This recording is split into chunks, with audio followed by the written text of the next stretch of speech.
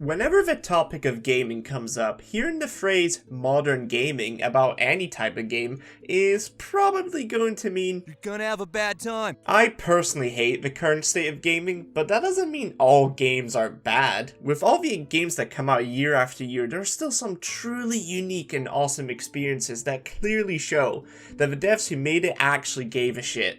In fact, nowadays, we are even seeing more and more indie games become popular and surpass massive franchise releases, which is fucking awesome. But this video isn't about that. This video is about the predatory microtransactions and lies within games like Call of Duty, Overwatch, Battlefield.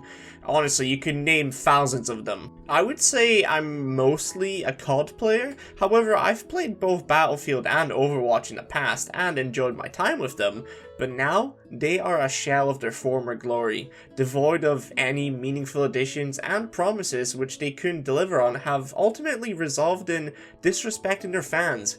And why do I bring this up? Because I think that COD might end up the exact same.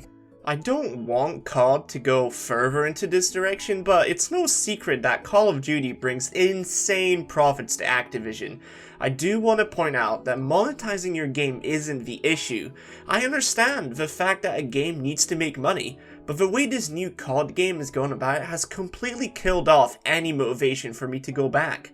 And they aren't the only ones. When it first released, I was very satisfied with the game. It had good gameplay, fun mechanics, and alright maps.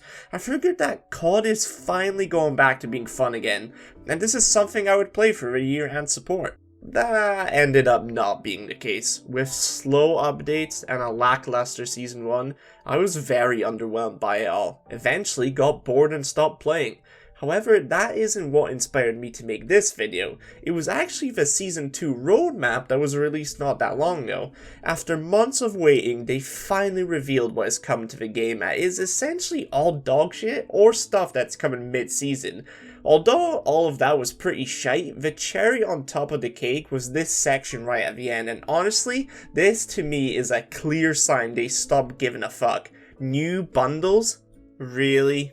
This is a direct insult to the consumer. Like, I actually can't believe they boast about the fact that there are more bundles coming to the store. And honestly, this wouldn't be such a big deal if it wasn't for the fact that everything in that store is overpriced and not unlockable via gameplay. You want a nice new blueprint? Well, that will be about £20 plus useless stickers and other stuff to fill out the gaps to make it seem like you're getting a lot of stuff for your money. I don't want to support this filth anymore. I would honestly rather give my money to an indie developer who actually cares.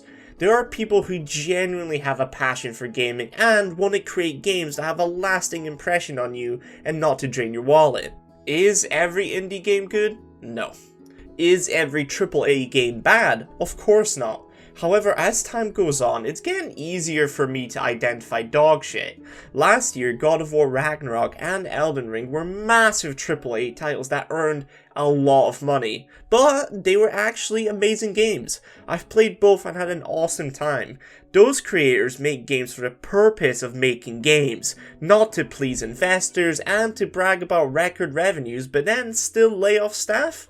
The biggest difference between those games and games made by more greedy publishers like EA, Activision, Ubisoft is that they treat the people who are interested in their products with respect.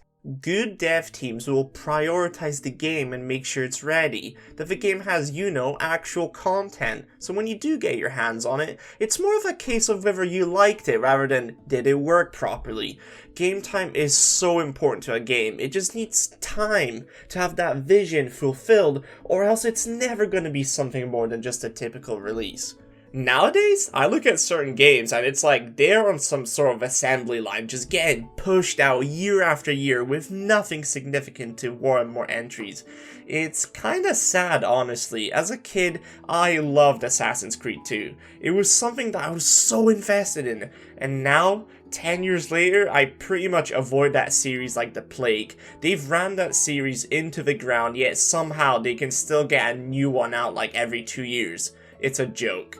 And I do want to make it clear, I'm not bashing anyone for enjoying these games. If you like the newest Assassin's Creed, then great, play what you like. It's just for me, a lot of these games always go for a similar cycle.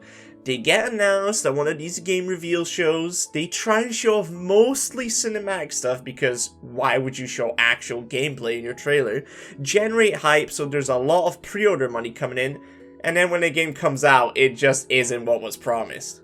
And then, when companies combine lackluster products with egregious microtransactions, you get games like Overwatch 2.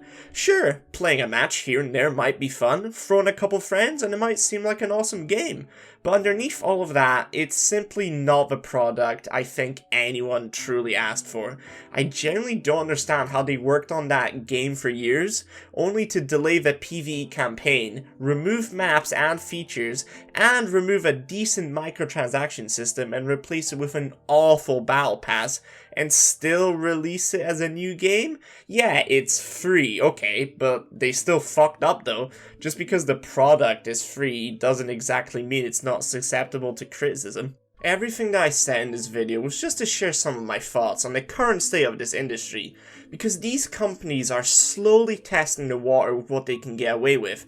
If this continues and gets worse, it will probably spread into other games, potentially your favorite games and franchises.